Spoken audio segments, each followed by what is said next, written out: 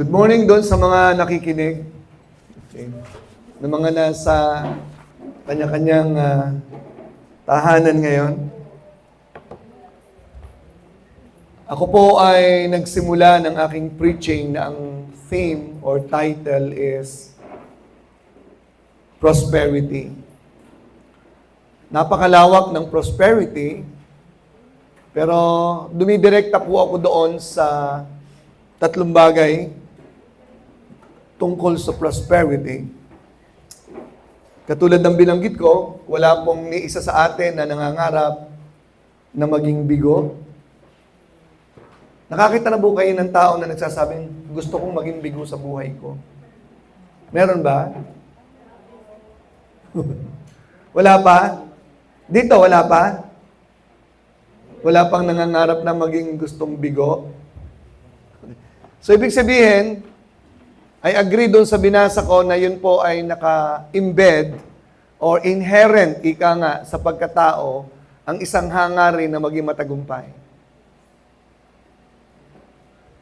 Commonly sa mundo, pag sinabing tagumpay, related lagi yan sa natupad na pangarap o hangaring nakamtan. At normally, yan po ay related with something physical or material. And there's nothing wrong about that, but there is a deeper meaning and understanding of what prosperity really is. The reason why a lot of people,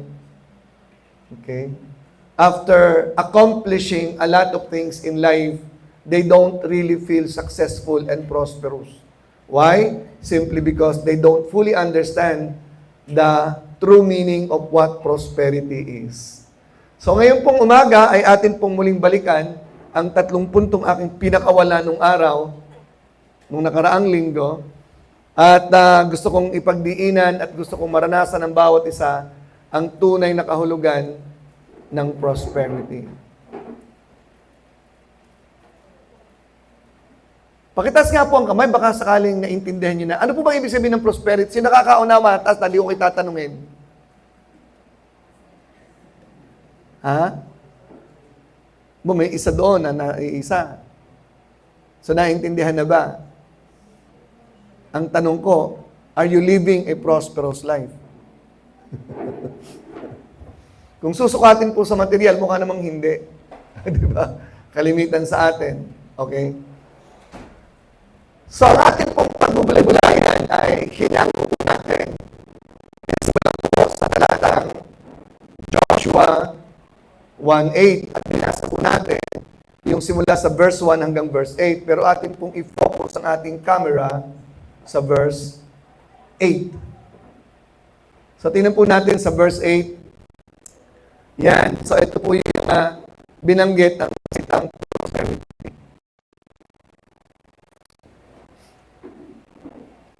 Kaya binanggit ko po nung nakaraan, ang isa po sa pinakamahalagang talata sa Lumang Tipan ay Joshua 1:8. Kung gusto niyo po maging prosperous at maging successful, okay? Nung maengkwentro niyo ang talatang ito, naniniwala ako, hindi niyo na ito pinakawalan at minimorya niyo. So kaya hindi niyo minimemorya to kasi di naman kayo interesado maging prosperous. Gusto niyo lang. Pero hindi kayo ganun ka-interested. Kasi ang taong gusto maging prosperous, hinahanap niya ang mga prinsipyo para maging prosperous. Tama, tama.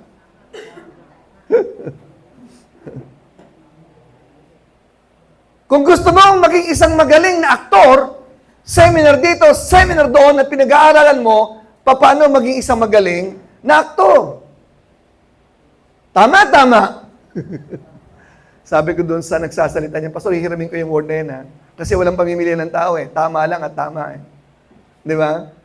Kung gusto mo magaling na accountant, pagsisikapan mong alamin ang mga prinsipyong malalalim, paano ka gagaling na maging isang accountant?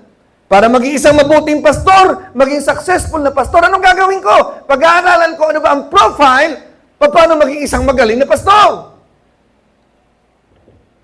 Kaya hindi pa ako gumagaling, eh. Joke lang. O ngayon, ano ba ang prinsipyo ng prosperity? Dapat ito. Nung maengkwentro ko to, Okay? 1982. Hindi ako nagkakamali, 1982 nung in-invite ako. 1981. 81, I'm sorry. 1981 ko na-encounter ang verse na yan. Kaya binaliktad lang, Joshua 1:8. Baliktad mo yung 1:8. 8:1, no? Yan. So, yung pong verse na yan.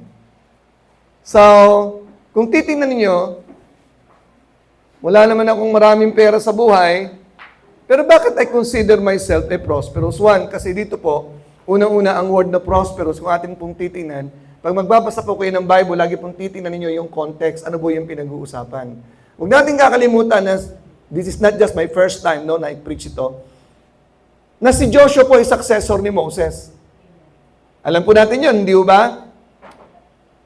At pagkatapos, ipinasa kay Joshua ang responsibility, ang role ni Moses. Kasi si Moses ay wala na. Kaya ang sabi sa verse 1, Joshua, Moses, my servant, is dead. Wala na. Ngayon, move on ka na. Ikaw na ngayon ang papalit. So, nag-assume siya ng panibagong role. Okay? At ang instruction ng Panginoon kay Joshua, itong salitang ito, chapter 1 ito, magsisimula ka ngayon. Pero ang susi, para makamtan mo at matupad mo yung pinagagawa ko sa iyo, this book of the law shall not depart. So success here primarily means by performing a role more than an attainment of a goal. So lililiwanag ko po ulit sa inyo yan. It's about performing a role. Pangalawa na lang yung an attainment of a goal. Ano ba yung goal? Possess the promised land. The Lord instituted prosperity. Tapos na ang prosperity mo, nasa promised land. Tapos na ang success mo. That's what I mean. Success is the goal. Pagtungtong sa promised land at na-occupy na yung promised land, yes! Success! Nakamtan ko na! Ang pinagagawa ng Panginoon sa akin. Pero ang problema, success is not just by attaining the goal. It is by performing a role. Ganito po yun. Wala sa inyong nangangarap na magkaroon ng masasamang ugaling anak. Wala sa ating nangangarap na magkaroon ng mga anak na failure. Yun ang mindset mo, magulang. Pero hindi po yun nakakamtan sa gusto mo lang may proseso ng pagpapalaki. Yun po yung ibig sabihin ng prosperity. You will make your way. You will make the going.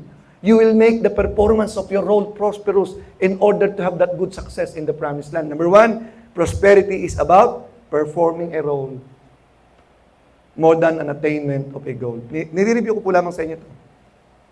Okay. Kumusta po ang inyong pagiging ina ng inyong pamilya? Major role ng buhay mo yan. Pag naging failure ka sa pagiging ina, paano mo makakamtan ang pagkakaroon ng isang productive, godly, di ba, mabait na anak? Samantalang hindi mo naman ginawa ang iyong role bilang isang ina. Yung mga magiging ina dito, okay? Ano ang iyong role? Dapat alam mo, ang priority ng nanay ay ang mga anak. Pangalawa na lamang ang sideline. Kung gusto mong kumita at makatulong sa husband mo, huwag mong iwanan ang anak mo at maghanap buhay ka bilang nanay. Hindi ho yan prinsipyo ng Biblia. Pwede kang kumita, provided ng mga anak mo hindi mo napapabayaan. That's general principle in the Bible. Marami ang medyo negative sa akin dyan. Karamihan sa mga pastor kasi, may trabaho ang mga asawa nila. Kasi mahirap sa ministry. So, I'm not that dogmatic kasi meron naman mga nanay na nakasikap naman sila, nag-double job sila, hindi pinabayaan ang kanilang role bilang isang ina na may trabaho sila. And I congratulate you for that. But that's hard. That's really very hard. Okay. So again, bilang isang nanay, huwag mong hanapan ang tagumpay mo. Hindi na ako nakapag-abroad, hindi na ako nakapagtrabaho sa abroad, hindi na ako nakapunta sa ganito. Yung pagiging nanay mo, intindihin mo. Hello. O bilang lalaki, anong responsibilidad mo sa asawa mo? Sa pamilya mo? Success is by attaining a goal, but you must go through by performing a role. What is your role in your family? Mga kalalakihan, anong role natin sa family natin? Tayo ang spiritual leader, and provider. Sinigaw ni Jong, provider. Mukhang magaling mag-provide ito. Tinan mo siguro yung kanyang asawa sa tabi niya, oh. Di ba? Laging nakasignature. Oh, yung mga damit yan, sinisignature ni Jong lahat eh. Ganun, no? Signature. So, si Joshua ngayon, may role. Hindi lang bilang isang ama, hindi lang bilang isang lingkod ng Diyos. Ang kanyang role, dalahin ang hindi natapos na role ni Moses, dalahin ang bayang Israel na wala pang lupa. Dadalhin sa promised land. Alam niyo, natutuwa ako sa isang Arabic, no, nagsasalita po siya na in favor sa Israel na hindi daw naintindihan, hindi daw ang problema, hindi naintindihan ng karamihang Muslim countries, ano ang Jewish nation. Dapat daw balikan ng history, sila talaga naka-occupy sa promised land ever since.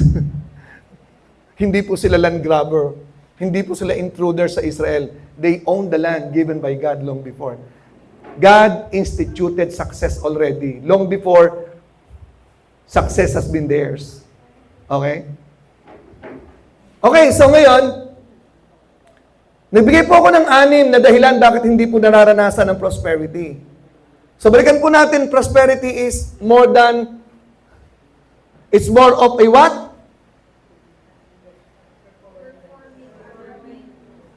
So gusto ko pong ulitin sa inyo yan, kasi nalilito tayo, baka pag wala ka maraming pera, wala ka maraming nagawa.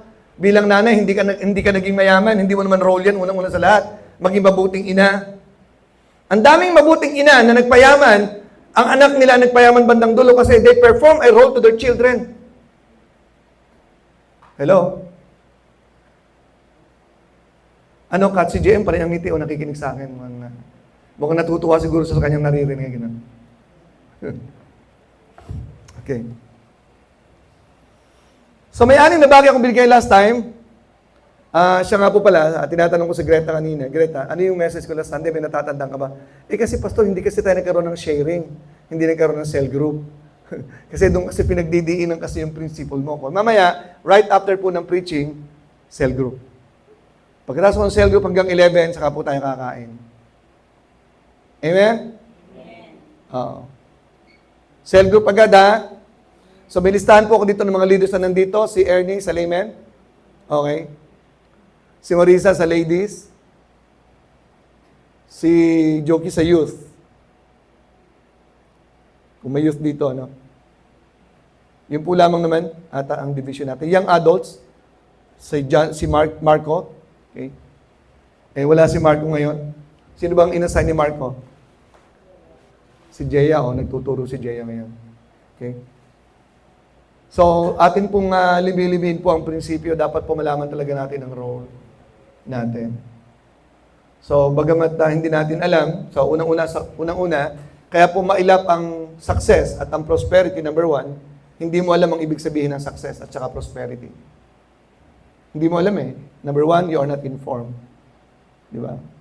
Kaya common pong maririnig sa nanay na nagkaanak, wala na akong magawa, puro anak ko na lang, puro anak ko na lang.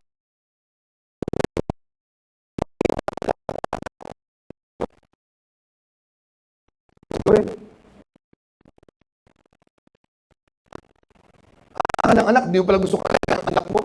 Ba't ka nag-anak? Ha? Pag may anak ka,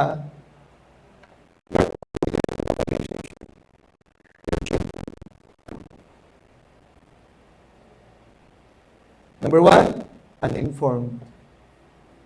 Number 2, informed ka nga, pero indifferent naman.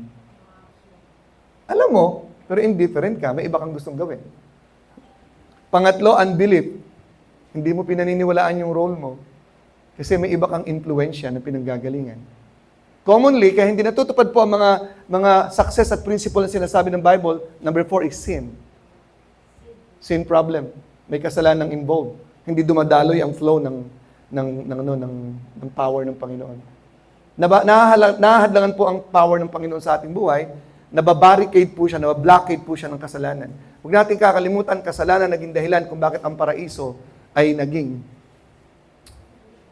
hell. The world that we're living right now is like, sin is all over. Nawasak ang paraiso gawa ng kasalanan dumating si Kristo, binalik ang paraiso sa iyo, at ang sisira sa paraiso ay kasalanan din. Noon yung point ko. Kaya hindi nararanasan ng prosperity, meron tayong pinapahintulutang kasalanan sa ating buhay. Hello? Alam niyo po ba ang sarap sumamba sa Panginoon na alam mong wala kang kasalanang iniingatan sa puso mo? Bigay na bigay. Di ba? So I believe with all my heart that the one singing here in front, Jaya, is giving all her best, singing with all her might, including Ella and those musicians in front. They're giving their best. Amen? Di ba? Sin. Pangalawa is, nasa process ka ng training ni God for greater things na ipagpapala ng Panginoon sa iyo. Okay? So, tinuturuan ka na maging more intimate ka kay God. Pangatlong dahilan po, kaya hindi nangyayari po yung blessing sa manifestation sa outward natin, this mismanagement of life. Di ba? Mismanagement. Oras pa lang, hindi mo alam gamitin. Pera pa lang, hindi mo alam gamitin. Sabi ni Ora kahapon while driving the kids, Vince and Kyle, Heart, magbigay ka naman ng word of wisdom sa dalawa. Okay, so nabigyan ko ng word of wisdom, inuna ko muna sa pera. May savings ba kayo? Opo, may savings kami. Alam niyo na kung saan kayo pupunta. So maraming savings na tayong anak ni Marge. Sabi ko, ba nakakatuwa? Ano na kayo So sa Bible, kami principle ng giving, tinuturuan ka ng management sa finances. Sabi ko, Vince, paano ka pagpapalain ng Panginoon ng 1,000 kung sa 100 hindi ka marunong mag-manage? Kaya dapat magaling ka mag-manage, tama yan, natuturuan yan sa savings. And then pangalawa, sa giving, sa church. Tapos pumunta ako doon kasi ang gusto kong i-point out sa kanila yung paggamit ng oras. Para hindi sila mag-access sa oras sa Mobile Legend at sa mga bagay na walang kabuluhan. Kasi oras pa lang, hindi mo kayang i-manage, paano ka magpa-prosper? Di ba? So prosperity has something to do with management. Money and time. Mahalaga po yan. How to make use of your time. Okay? So yun po yung 6 na bagay. At pagkatapos, I proceeded to the instruction of Joshua 1:8. Nandito pong instruction ng prosperity. Okay? So ang instruction po dito ng Panginoon para maranasan mo yung good success, not just a success, but good success. Enjoying and walking on the promised land. Enjoying and walking, tasting, experiencing the land flowing with milk and honey. It's the land of prosperity. Not just spiritual prosperity, but even financial, material prosperity. Amen? So, nandito po dito, sabi ko po sa Bible study ko nung last Friday, para maranasan mo ang failure, balik na rin mo lang to. Gusto mo maranasan ng prosperity? This book of thou shall not depart. That's the beginning.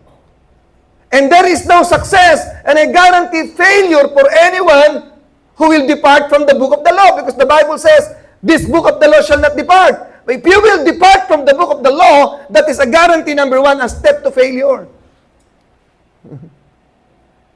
Pangalawa, but thou shalt meditate. So the key factor na gusto kong pagbigyan diin, patuloy sa umagang ito is the word meditate. Yun po ang pinakasusi dito, meditate therein day and night. Ibig sabihin, ito yung iyong pinagbubulay-bulayan sa iyong isip ang salita ng Diyos upang ma-observe mo at magawa mo. Ibig sabihin nun, para magkaroon ng katuparan ang mga nakalagay dito na pinaniniwalaan mo, dapat mong i-meditate. Okay. Sa totoo lang po, sa mahirap gawin ng tao ay ang meditation. Binanggit ko po last time na ang meditation, another word if we will look at it, the word meditation is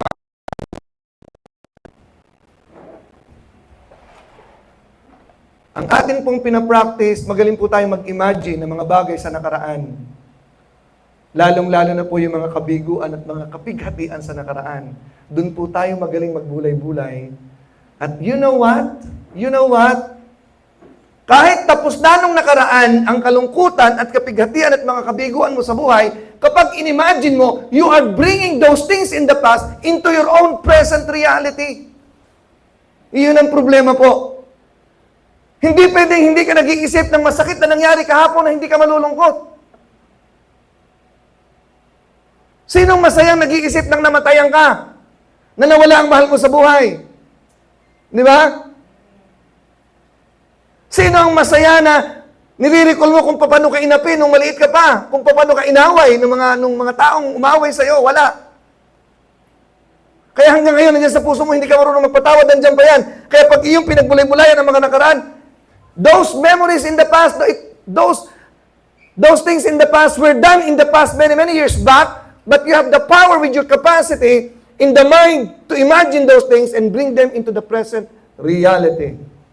At magkakaroon ng reaksyon sa katawan mo, tutulo ang luha mo. Balik na rin natin, paano kung masayang iniisip mo?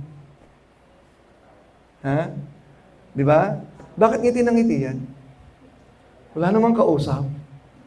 Nahangin na sigurong ulo niyan.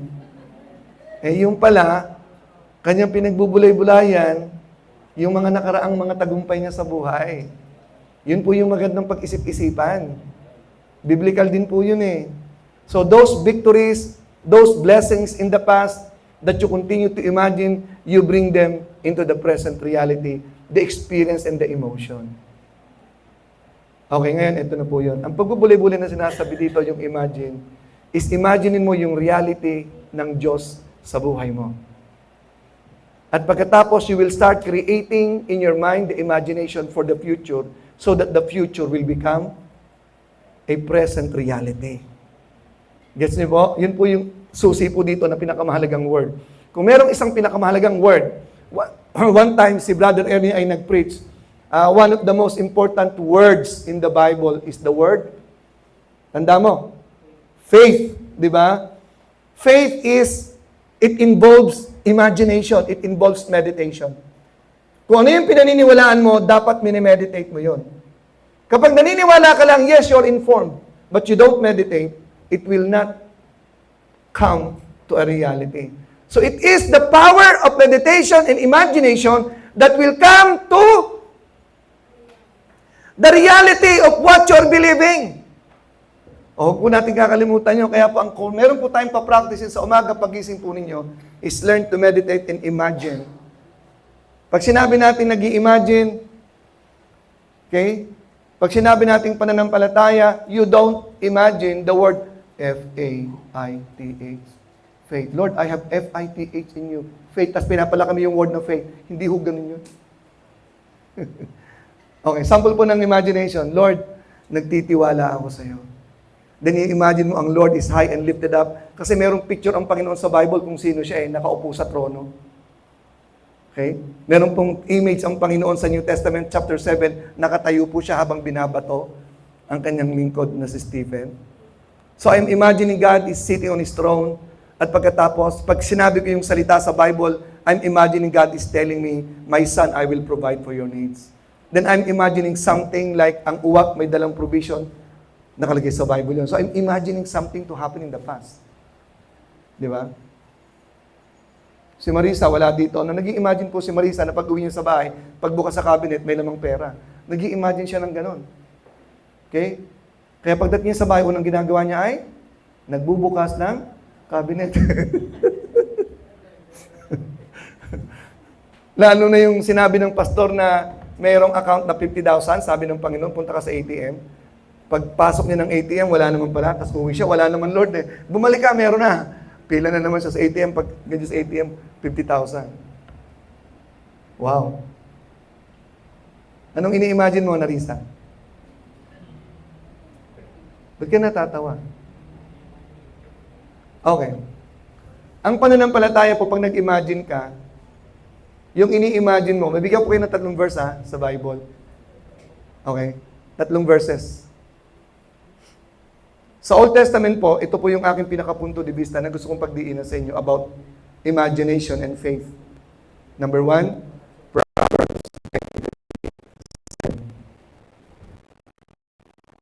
Proverbs 23:7. Kung ito po mahalaga sa inyo, inyong i-memorize. Ha? Sabi po yan. Proverbs 23:7. Okay, on your Bibles, as a man thinketh in his heart, so is he. ang iniisip mo patungkol sa sarili mo, kung ano ang iyong ini-imagine, let's use the word think it, imagining, what you're imagining about yourself in your heart, so you are. May I have your eyes on me? Kung anong pagkakilala mo sa sarili mo, kung anong iniisip mo patungkol sa'yo, yun ka. Okay? Just one verse. Kaya dapat, pagbutihin mo ang laman ng isip mo kasi yun ka eh. Kung anong takbo ng isip mo, yun ka. Anong isip mo sa sarili mo? Balikan natin yun mamaya. Okay? Sa Bible, kung anong pinaniniwalaan mo, yun ang mangyayari sa'yo. Another verse, Matthew 8:13. Kung gusto mo maging prosperous ka, alam mo yung mga verse na to. Ito yung mga verses ng mga prosperous people eh. Matthew 8:13. Anong sinasabi dito? And Jesus said unto the centurion, alam niyo ang background nito, ulitin ko lang sa inyo, go thy way, and as thou hast believed, so be it unto thee. Kung anong pinaniniwalaan mo, yun ang mangyayari sa'yo. Ay? Sinabi ng Panginoon niya, ang nakikinabang, mga hindi Kristiyano. Kasi nag-i-imagine sila, puro material nga lang. Walang tunay na prosperity kasi walang spiritual na aspect. But they can be. So yun po yun. Alam niyo na to. Kung anong pinaniniwalaan mo, yun ang mangyayari sa'yo. Okay? Meron po akong, yung nagtuturo ng maliit pa kami, tinuturuan kami ng karate. Niloloko ako lagi, hini-hypnotize ako. Magiging palaka ka. Magiging... ako naman, may konti pa niniwala kasi, karate yung, may pagkaano no? Magiging palaka kami. Tinatakot kami. Di ba? So, kaya, hindi naman ako mukhang palaka, no? Hindi naman, no? so, parang hini-hypnotize ka niya eh. Well, actually, meditation and imagination is programming of the mind. So, yun po yung term doon. It's about programming of the mind. No? The word is hypnothink. It's not about hypnotism related with occultism. This is about programming. Meditation is programming of the mind. Ano nakikita mo sa sarili mo, Vincent? Sa future, magiging ano ka? Magiging palaka ka? Magiging palaka ka talaga. Magiging rabbit ka, magiging rabbit ka. Okay, this is how I pray. Lord, nagpapasalamat ako for my reality is what I believe. What I believe in me, what I believe in my mind, what I believe is me. Nakuha nyo? What do you believe about yourself? Okay, dadako tayo, lalalin tayo. Another verse na lang, sige. Mark 11:24. What things soever, Mark? What things soever you desire, what you imagine, what you desire in your heart, what you imagine when you pray. This imagination. Believe that you receive. Paniwalaan mong nasa iyo na. At mangyayari sa'yo, it will manifest. So these three verses are very powerful and many other verses. Pero konti lang ang nakikinabang. Taga-mundo ang nakikinabang. Nakinabang na ba kayo sa mga verses na to? Kaya po tayo may sinasabing verse para pakinabangan mo, maging totoo sa buhay mo. So kaya hindi nangyayari, kahit paulit-ulit mong narinig, hindi mo minimeritate. Hello? Hello? May kausap ako dyan. Hello? Meron. Okay, so, tumbukin na natin ang ulit-ulitin ko. Paano po nangyayari at magmamanifest ang mga bagay na pinaniniwalaan mo? Okay? Huwag kayong lilingon, may artista sa likod. Sabi ko, huwag kayong lilingon talaga, mga tao talagang ito. Oh. Pinipigilan mo, sasalamat. Hindi masunurin yung mga... Okay.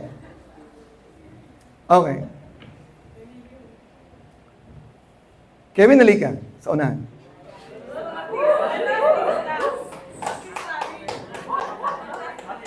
Kevin. Okay. Upo ka na. Hindi, joke. Jong, halika. Yan.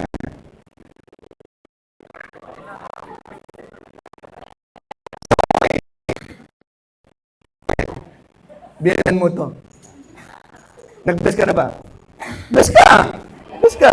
Yeah. Halika.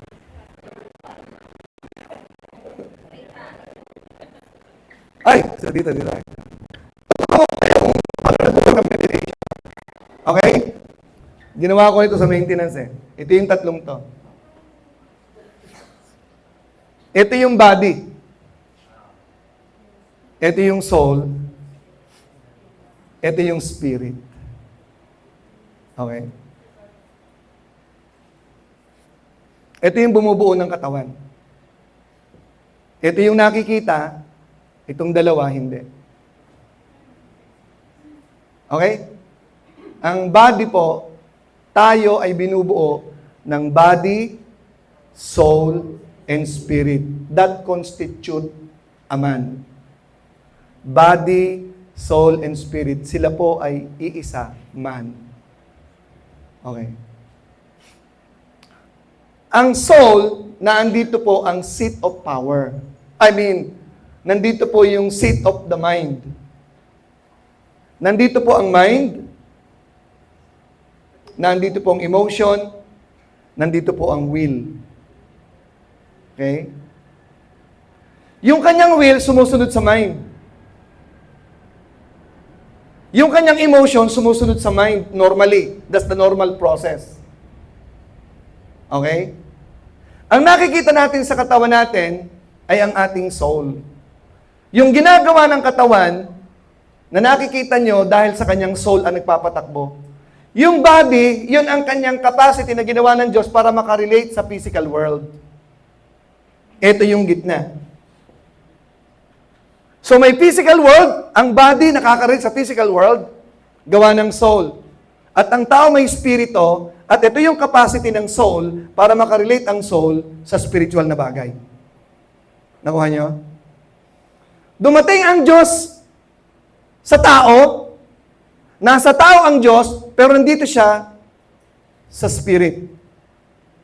The spirit talks to the spirit to influence the soul so that the body will follow. You know how it works? Okay. Kinakausap ng spirit ang spirit at ini-influence siya ng kanyang mind. Ang mind ang magdidikta. Okay? Siyang tumatanggap ng impormasyon galing sa spirit kapag binabasa ang Bible. Kino-confirm ng Bible kung anong nasa loob. Nasa loob na ang Bible eh. Dahil ang author ng Bible ay ang Diyos. Nasa inyo na ang Diyos. Nasa inyo na ang laman ng Biblia. Kaya pag nagbasa ka ng Bible, ini-inform ka lang kung anong meron ka. At ang Holy Spirit ang mag-i-interpret niyan sa tao sa kanyang mind. Kung ano ang kanyang iniisip, madalas na minimeditate, madalas na ini-imagine, okay? May dalawang level ang mind, the conscious and the subconscious. Laging iniisip, emotionally affected, bumababa sa subconscious. Ang nasa subconscious, yun ang magmamanifest normally dito sa body. Kaya kung walang meditation sa conscious, hindi bababa sa subconscious, hindi nangyayari sa body. Thou shalt meditate day and night that thou mayest observe to do all that are written therein. Kaya mahalaga ang meditation, imagination. Sa New Testament, mabigat. Bringing into captivity every imagination, every thought. Whatsoever things are just, whatsoever things are true, honest and pure, whatsoever things are lovely, whatsoever things are good report, if there be any virtue, if there any praise, keep on thinking, meditate. Para yung lahat ng magagandang bagay na nasa isip mo, bumaba sa subconscious, makita sa katawan. Amen? Pag naintindihan niyo po ito, magme-meditate kayo para makita sa inyong outward life kung ano ang nasa spirit na pumunta sa soul. Ito ang pinakasikreto. The mind. Okay? Salamin, halimbawa lang. Ang nakikita sa salamin ay ang body. Pero kung ano ang nagsasalamin, magre-reflect sa body. Okay? Kung gusto nyong makita ang makita sa salamin, dapat magbago ang soul. Sapagkat ang body is just a manifestation of what is the soul. Now you know how important is meditation. Kaya hindi nangyayari sa mga bagay tungkol sa Diyos. Okay? Diyan lang kayo hanggang mamaya. Hindi, okay. Thank you very much. Thank you. Palakpakan po natin sila. Ang ating mga actors na wala namang ginawa kundi tumayo lang. Okay. Now is this. Balikan natin ang Judges. Judges chapter 12. Chapter 6 verse 12 nung nakaraan.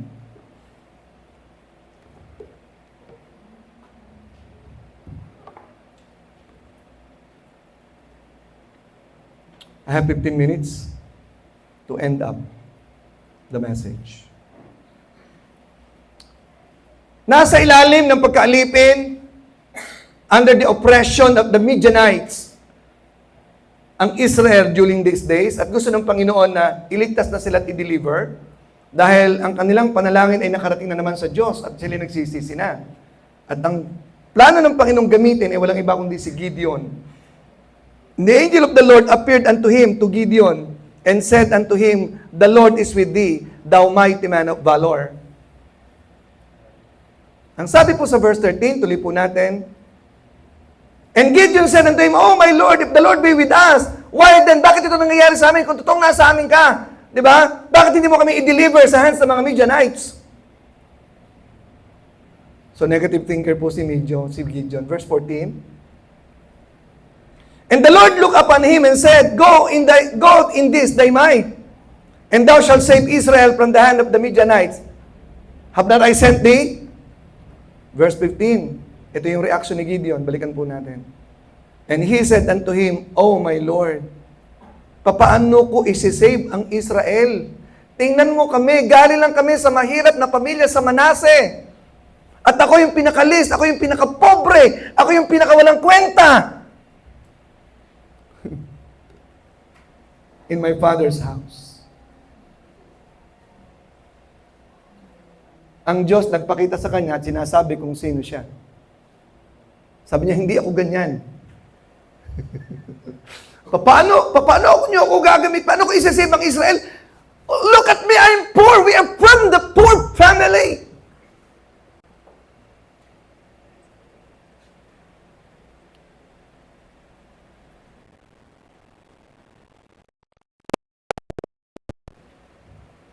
How do you look at yourself?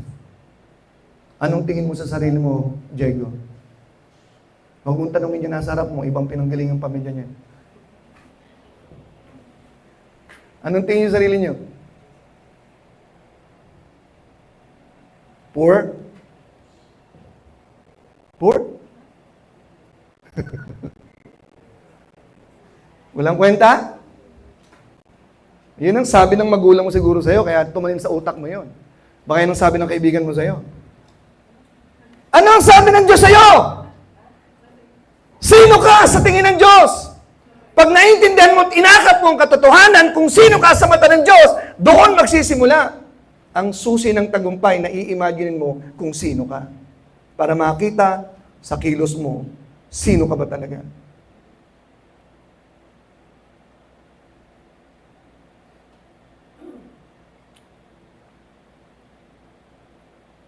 Gusto kong bigyang diin ngayong hapong ito, ngayong umagang ito. Unang-una muna, dapat malaman natin kung sino ka. Kasi doon magsisimula yun. Ang tawag doon is identity. Dahil kung anong tingin mo sa sarili mo, yun ang ikikilos mo rin. Di ba? Bakit? Nakakakita ba kayo ng parang magkasamang lalaki at babaeng nag-asawa na imbalance? Bakit naman yung lalaking yun, no, timo, mayaman naman, pogi naman, matalino naman. Yumaman naman. Pero bakit ang kanya na pangasawa ay parang hindi balanse? Walang match. Alam niyo kung bakit? May kinalaman niya sa kanyang tingin sa kanyang sarili. Hindi niya kayang manligaw ng higit o ka-level niya. Kasi ang tingin niya sa sarili niya, mahina siyang klase ng lalaki. At bakit meron naman mga lalaki na, ay, grabe ito yung lalaki, ito yung mukha ng lalaki, ang ganda na pangasawa niya, parang artista. Paano kaya niya? Paano kaya niya napasagot yung babae? Malakas ang tiwala niya sa kanyang sarili. Meron siyang tamang pananaw sa kanyang sarili. Di ba? Yung babae, di ba? Nabola lang, nabola. Magaling lang mambola yung lalaki. So lahat ng gagawin mo, may kinalaman sa anong tingin mo sa sarili mo. Empleyada ka, Joanna, o Joan. Empleyada kayo. Kung ang tingin mo sa sarili mo pang empleyada ka lang, hindi ka naaalis dyan. Kasi lang ang tingin mo sa sarili mo empleyada ka lang Your all employees are all underpaid. Dahil ang pinayaman nyo, yung may-ari ng kumpanya. Hindi mo pwedeng tapatan yung may-ari ng kumpanya, magkukumpanya ka rin pagdating ng araw. Hindi mo kaya? Kasi hindi mo kayang paniwalaan As a man thinketh, so is he. Kasi ipinako ng utak mo dyan Aabutin ka ng 10 taon bago ka ma-promote. May konting increase at pagkatapos, tatambakan ka ng stress sa pag-handle ng mga taong matitigas ang ulo. Hello? As a man thinketh, so is he. Dito nagsisimula ang lahat. Lahat ng bagay na nakikita nyo, ginawa ng tao sa utak, nagsimula yan. Cellphone na yan, lahat. Aeroplano na yan, lumilipad. Mga rocket na yan. Lahat ng mga bagay, nagsimula yan saan? Sa utak ng tao. Imagination yan. Lahat produkto ng imagination. Nagbigay ko ng mga verses last time. Ang power ng imagination, grabe. Kaya, pinag-iba-iba ng Panginoon ng lingwahe ng tao dahil grabe ang kanilang imagination against God na. Okay? Ngayon, sa mga nakikinig, sa bawat isa sa inyo, magsisimula yan, ano ang tingin mo sa sarili mo? Sino ka sang-ayon sa mata ng Diyos? Si Gideon ayaw maniwala. To make the story short, aking binasa, si Gideon ay may pagka-stubborn para maintindihan, mag-submerge sa kanyang isip talaga kung sino siya. Kasi ang kanyang upbringing ay negative. May pagka-negative thinker si Gideon. Dahil ilang beses siyang humingi sa Panginoon ng palatandaan, totoo ba talaga to? Nakausap ba talaga kita? Hindi siya makamove. Totoo ba talaga nakausap ko si Lord? Kung talaga nakausap kita, Lord, patunayan mo. Gusto kong makonvince ako na ako nga ang magdi-deliver sa bansang Israel. Ako nga ba? Ako nga.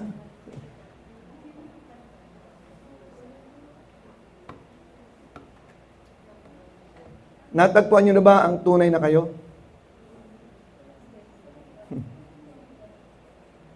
Kilala mo na ba kung sino ka, Saret?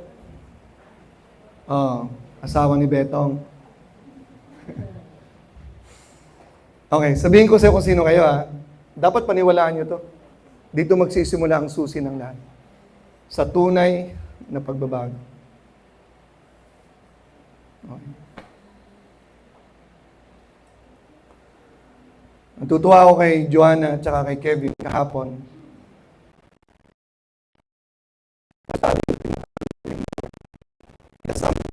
Identity. Tanggap kay Lord, in-accommodate nila, pinimerienda nila sa bahay nila, 10 kabataan. Wow. Huwag po tayo magugulat mamaya pag may malaking gawain na dun sa Pasay. Life of Grace Christian Church, Pasay City.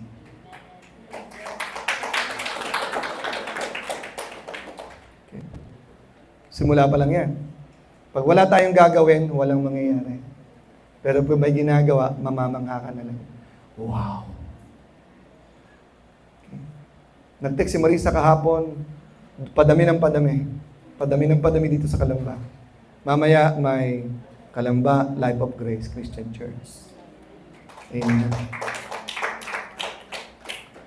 Si Jong pumapalakpak, sabi niya, sa GMA din susunod na pastor. Hindi ako magpapatalo sa manugang ko, pastor. Amen? O ngayon, isummarize ko na po natin kung sino po tayo. Summarize ko po ha. Dito po magsisimula ang lahat. Okay. Pero hindi po ito mangyayari kung sino ka kapag hindi ka nag-meditate at hindi mo inakap. Okay. John chapter 1.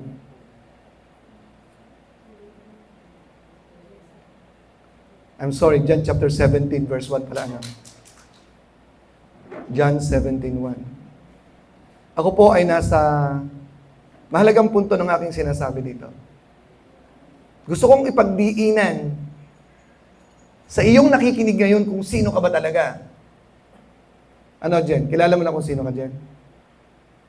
Ha? Parang ang saya-saya mo ngayon, nasa likod mo asawa mo. Tingnan, lingon ka, dali. Ayaw mo? Ay, tinabig. Umaten po ng prayer meeting yung kahapon yung mag-asawang yan. Oh, tsaka nakita niyo, naka-couple dress sila, kulay white. Talaga. Ang saya-saya, di ba? Okay. Ang sabi po sa John 17 verse 1. Wow. These words spake Jesus and lifted up his eyes to the Father and said, the hour is come. Glorify thy Son, that the Son also may glorify thee. Verse 5.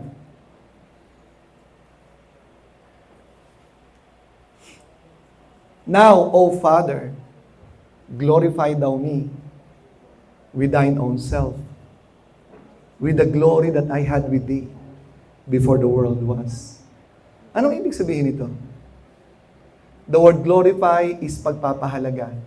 Luwalhatiin mo ako. Restore to me the value. To glorify is to worship.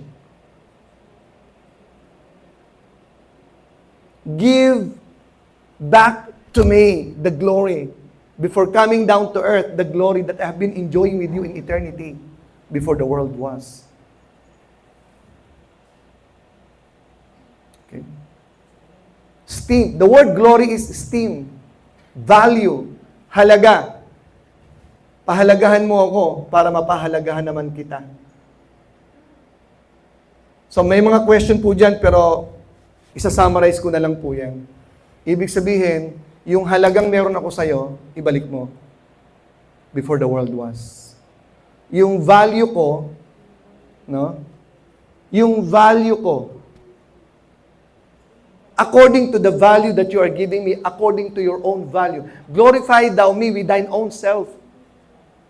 Kung gaano ka kahalaga at pinapahalagahan mong sarili mo, ibalik mo sa akin yung halagang yon. Kasi tayo ay iisa. Kaya yung halaga ng Ama at halaga ng Anak ay pareho.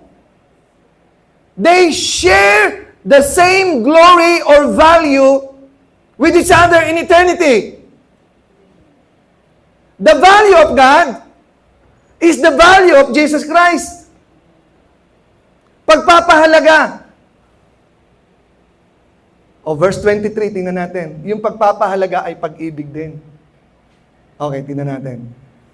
I in them and thou in me, that they may be made perfect in one, that the world may know that thou hast sent me and hast loved me, and hast loved me, you love me, the same love that you have for them. Ibig sabihin nun, yung pag-ibig o pagpapahalaga o yung glory mo na binibigay ng Diyos kay Jesus Christ is the same glory na meron ka. Yung pagpapahalaga ng Father, God, kay Jesus Christ is the same value that He is giving you. According to verse 3. At yan po ay pinagtibay.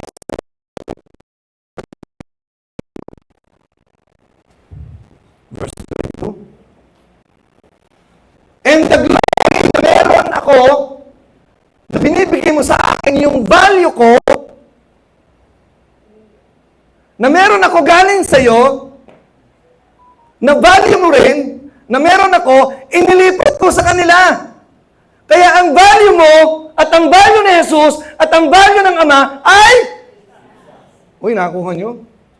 O sino ka?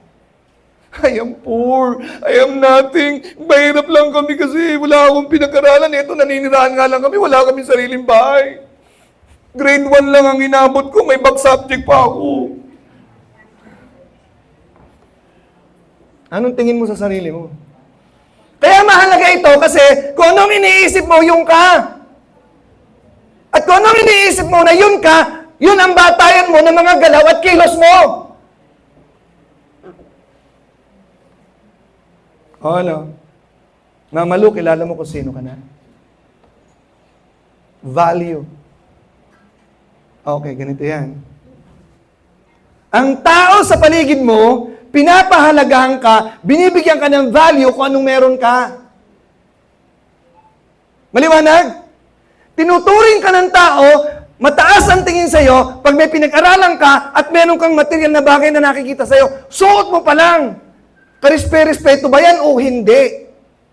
Kaya dito sa mundo, ang mga tao, they want to increase the material things so that their value will also what? Increase.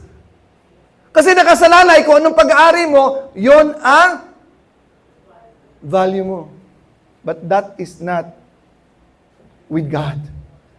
That is not our reality. The God of gods, the creator of the world, the King of kings, the owner of everything in the world, who said, gold is mine, silver is mine, that God, the God of prosperity, is in us. That is your true value.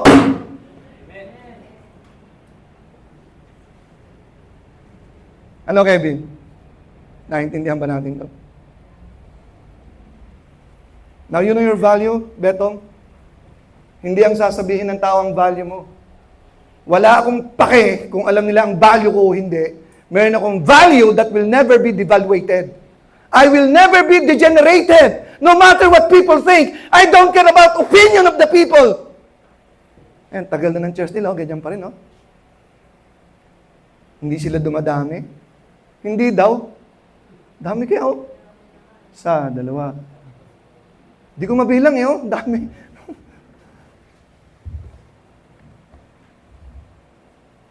You know your value. May pera ka sa bangko o wala, that's not your true value.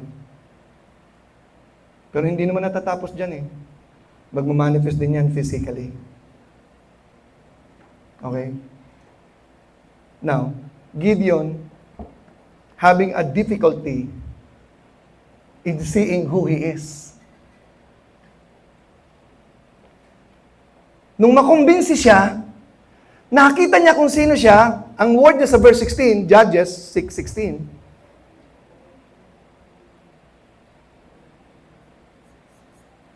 Nakita niya kung sino siya.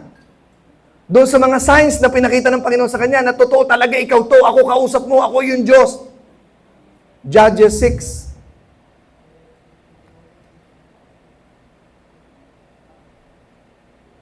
And the Lord said unto him, surely I will be with thee, and thou shalt smite the Midianites as one. Verse 17.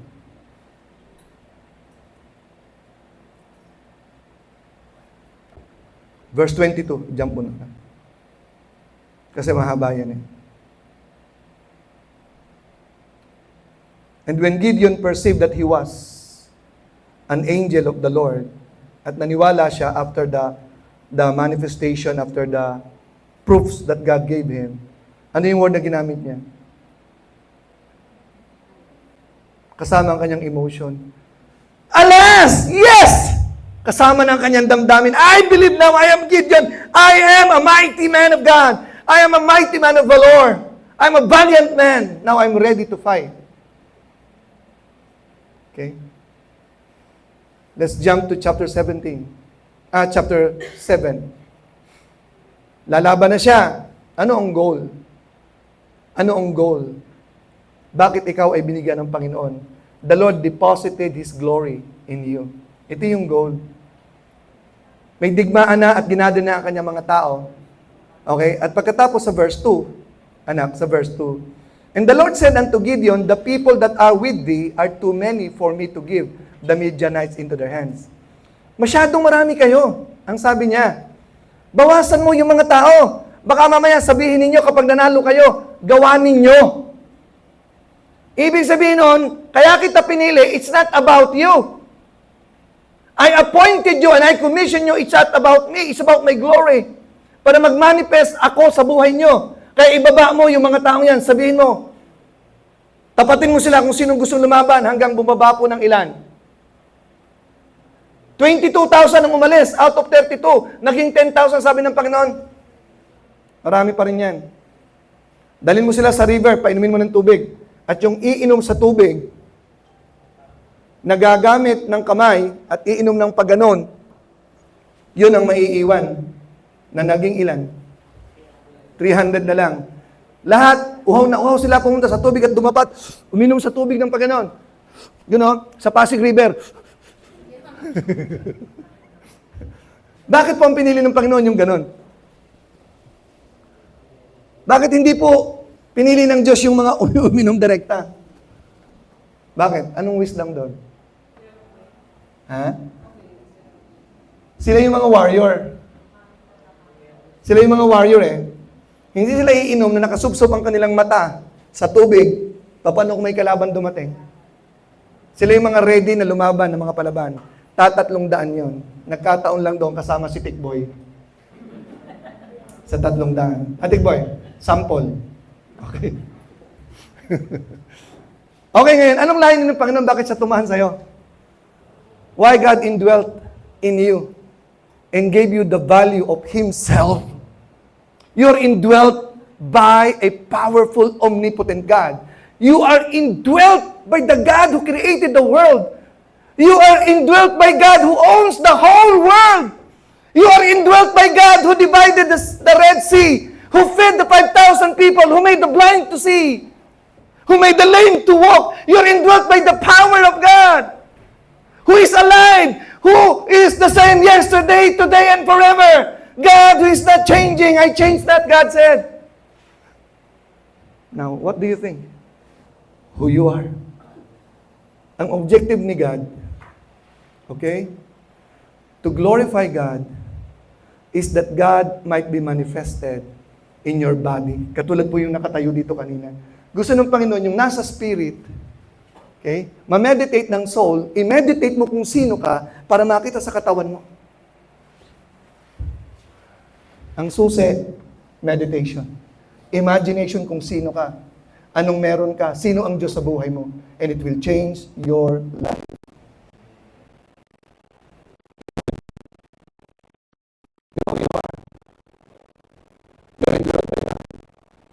Ang objective ni God,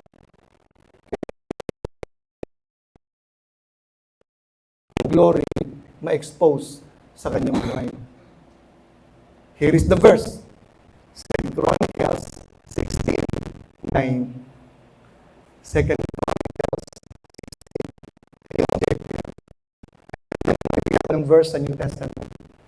Okay? Ang objective po ay, for the eyes of the Lord run to and fro throughout the whole earth. To show Himself what? Powerful. To show Himself prosperous. To show Himself holy. Saan? In the behalf of them whose heart is perfect toward Him. That is in Old Testament. Sa New Testament, ito na po yung verse. Ang objective ng Panginoon, makita ang Diyos sa buhay mo. Yung kanyang katotohanan. Number 1, kabanalan. Number 2, kapangyarihan. Number 3, kasaganaan. 3 bagay po yan. Of everything about God, we must manifest holiness. It involves humility. It involves love. Pag sinabing power, power to do His will. Power to overcome sin. Power to cast out demons. Power to heal the sick. Power to heal yourself. Power to do the things of God. The great and mighty things. Prosperity. Hindi tayo pwede makapaglingkod. Sabi ko, Joanna, 10 yung bisita mo. Nagpamerienda ka, opo, pastor. Hindi pwede, hindi ka gagastos pag nag-lead ka sa Lord ng tao. Kasi ang value ng kaluluwa, napakamahal. Amen? Si Marisa, ang nag-Bible study sa kanila, namamasahin ng sarili. Minsan naaabutan naman ni Joanna. Di ba? Or madalas ata, inaabutan pagka nandoon. Pero si Marisa, nung una nag-Bible study sa inyo, pumunta ng GMA on her own. Di ba? Gumastos din yun. Kaya gumagastos ka rin ngayon. At yung kaluluwang ginagastosan mo, very precious in the eyes of God. Imagine 10 kabataan tumanggap sa Panginoon. So gusto ng Panginoon mag-manifest ang prosperity sa church natin, marami tayong gagawin. Lalo na sa end times. And I believe it's coming soon. Lilipat tayo by the glory of God, and then we will accommodate more children. Tingnan yung place doon, ang liit lang. Sino nandoon ngayon tinuruan ni Jaya? Andito na si Jaya, di ba? O nasa labas? Di ba? So kailangan natin ng resources. Amen? 11 sila lahat doon. Ang dami pang dapat na imbitahan natin kabataan dito. Hindi pa gumagalaw si Calix. Maraming katropa si Calix dito. Si Pastor Calix. Di ba? So, pag tayo mag-a-accommodate, kailangan natin ng bagong place. Hindi pwedeng hindi bibigay ng Panginoon yan. Ibibigay ng Panginoon yan. Gusto ng Lord mag-manifest sa life of grace. Okay? Panahon na para ang life of grace ay makita ang kayamanan ng Diyos sa ating mga buhay. Doon sa mga nabubuhay sa mga medyo hirap, mamimiss nyo rin po yung buhay na yan kasi iiwanan nyo na po yan. Amen? Kasi kilala nyo na kung sino kayo eh. So ngayon, finally, may I have your eyes? Kung sino ka, anong meron ka, yun dapat na magdidikta ng buhay mo. Hindi ang iyong pamilya na pinanggalingan, hindi ang edukasyon mo, hindi ang sinasabi ng mga tao sa paligid mo. Sino ka ang magdidikta ng buhay mo? Okay, last time I ended up with this. Tinawag ng Panginoon si Moses sa Mount Sinai at ang sabi ng Panginoon, remove thy sandals or shoes, for the place where you are standing is a holy ground. What makes the place holy? The presence of God. The presence of God makes the place holy. What makes you holy? The presence of God. Ang tinanggap mo ba, holy God lang o prosperous God? Kung ang tinanggap mo ay holy God and a prosperous God, you are prosperously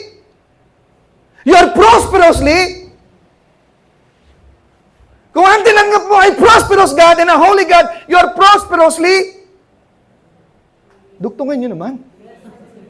You are prosperously holy! You are holy, prosperous, and powerful, and you should manifest that in your life. Because that is the goal why God is dwelling in us, for Him to be seen into the world, to be seen to the people, by the people around us. It is not just for a storage in your life. God would like to be manifested and be exposed. Amen? Next Sunday, I will not be here in the morning, but I will be here in the afternoon. Okay?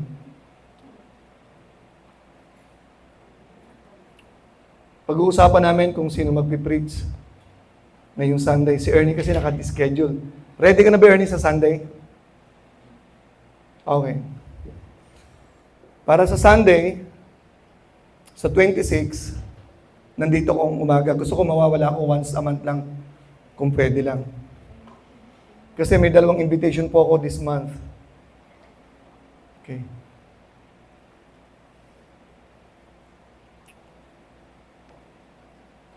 I'll be preaching and teaching you ano yung actual na ginagawa ko at dapat gawin natin para mag-manifest. Ang prosperity, ang holiness, ang love, ang power ni God. There are more to learn, to absorb, to know about who you are. June, pagpunta mo ng barko, napakapalad ng barkong yan. Dapat yun ang makita mo. Kasi may kasamang June Barsalote. Indwelt by God. You are there not to be a laughing stock, hindi maging katatawanan. You are there to be a blessing to the people. You might win soul. You might influence your captain. Okay? Kung saan ka pupunta, ikaw ang magdidikta ng environment mo. Because that place becomes holy because of your presence. There is the man of God. There is a child of God inside this place. It is you who will dictate your environment. Not your environment will dictate you. Okay. Hamunin ko po kayo. Pag may narinig kayong lindol o maglilindol, it is not the lindol that will dictate you with fear. Declare God. God is in this place. Okay? Be still and know that that place belongs to you. That you will not be affected. Amen? Tayo pong lahat ay tumayo. Finally.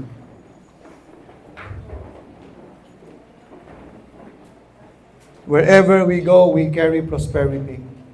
Wherever we go, we carry the power of God because we are indwelt by the power of God.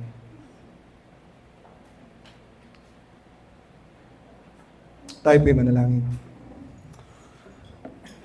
Ama namin, isang napakadakilang katotohanan ng aming pinagtutuunan ng pansin. Kami ay mga lupa lamang, makasalanan, pero hindi kami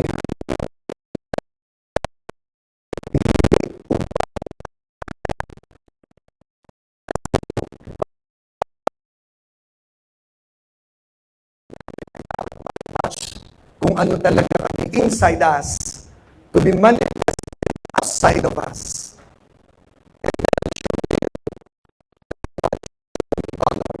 Magnified and glorified. Lord, let everyone who has heard the message start the meditation about who He is, who we are, regardless of our circumstance in life, so that it will manifest outside of us. That is your glory. That is your will. That is your intention. Why? Why you are inside us? So that you will be seen outside of us. Makita nawa ito, Panginoon, ng mga kasamahan namin ang pagbabago ng buhay. Ang tunay na diwa ng isang taong banal, ng isang taong mapakumbaba, isang taong may pag-ibig, isang taong masagana, isang taong makapangyarihan. May tunay na Diyos sa kanyang buhay. Maraming salamat, Panginoon. Inaalay po namin ang aming sarili sa inyo, sa buhay na inyong dinisenyo para sa bawat isang sumasampalataya sa iyo. Meron kang inihandang uri ng buhay before the world began at dapat may pamuhay at malakaran ng bawat isa. Maraming salamat, Panginoon. Let everyone in the life of grace hearing the messages from this pulpit, O God, be fired up to really live the life you have designed for everyone.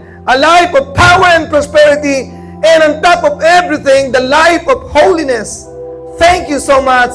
We receive it.